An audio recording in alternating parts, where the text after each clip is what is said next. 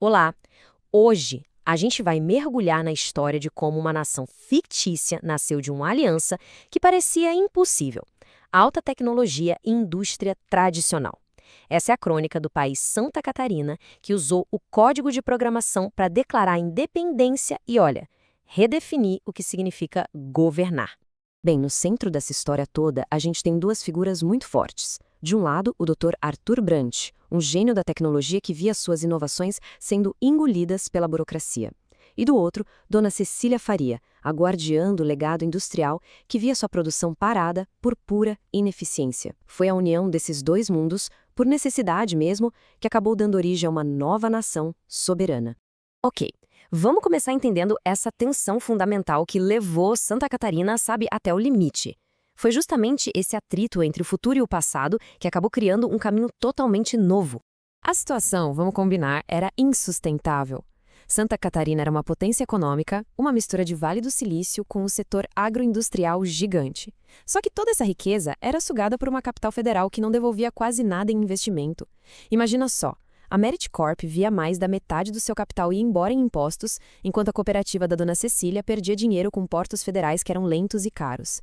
Essa asfixia econômica acabou unindo os dois lados contra um inimigo em comum: a inércia do governo.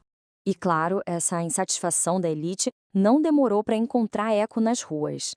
Vamos ver agora como o problema dos líderes se transformou num movimento popular que literalmente acendeu a chama da revolução. O que é realmente impressionante aqui é a velocidade e a organização desse levante.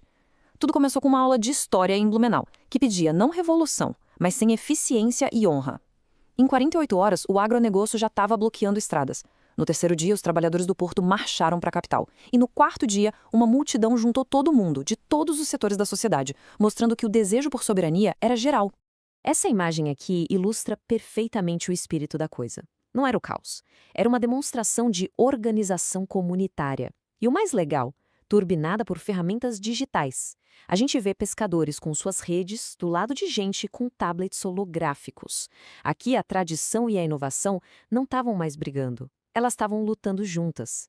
A pressão popular ficou simplesmente irresistível. Vamos avançar então para o clímax da história, o nascimento oficial da nova nação e a criação dos seus novos e poderosos símbolos. Esse foi o ponto da virada. Enquanto o governo estava ali, hesitante, com medo do que Brasília ia fazer, a Dona Cecília foi lá e confrontou os líderes. O gesto dela, de abrir as janelas do palácio para a multidão, foi decisivo. Ficou claro para todo mundo que o verdadeiro poder vinha do povo, não de uma capital distante. Ficar parado não era mais uma opção. Com a independência declarada, claro, precisava de um novo símbolo.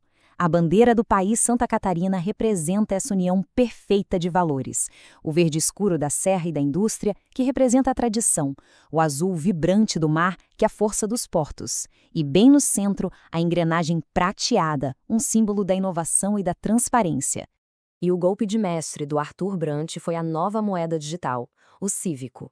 E olha, não era uma criptomoeda qualquer, volátil. Era uma moeda digital de banco central, com lastro na produção real e auditada do país. Isso garantiu que a nova nação já não nascesse endividada e que toda a riqueza gerada fosse transparente e reinvestida ali mesmo. Bom, agora a gente entra na parte mais fascinante. Como essa nova nação realmente funcionava. Vamos detalhar um pouco os sistemas de governança que eram super revolucionários e formavam a espinha dorsal do país Santa Catarina. A base de tudo era a Carta Cívica.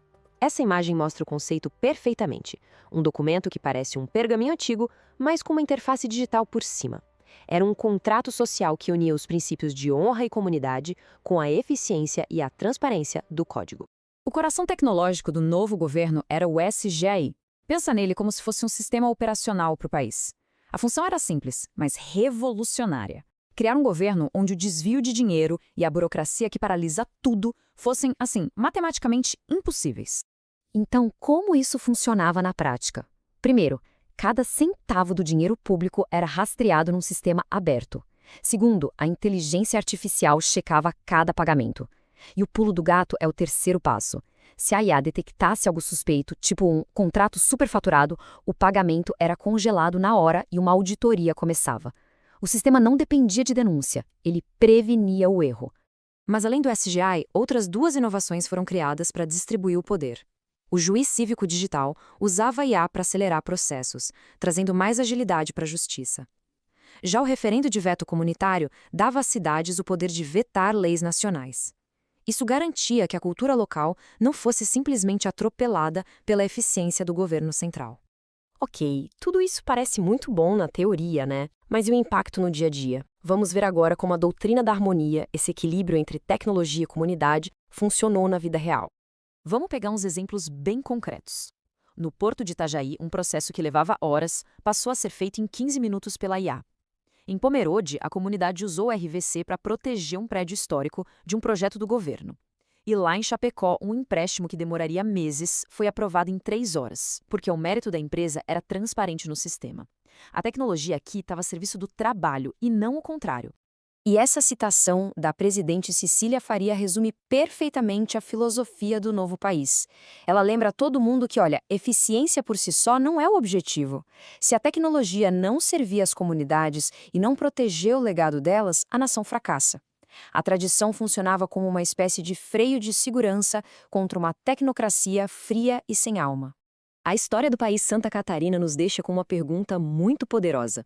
Um governo que é gerido por um algoritmo, livre da corrupção e da ineficiência humana, será que esse é o modelo ideal para o futuro?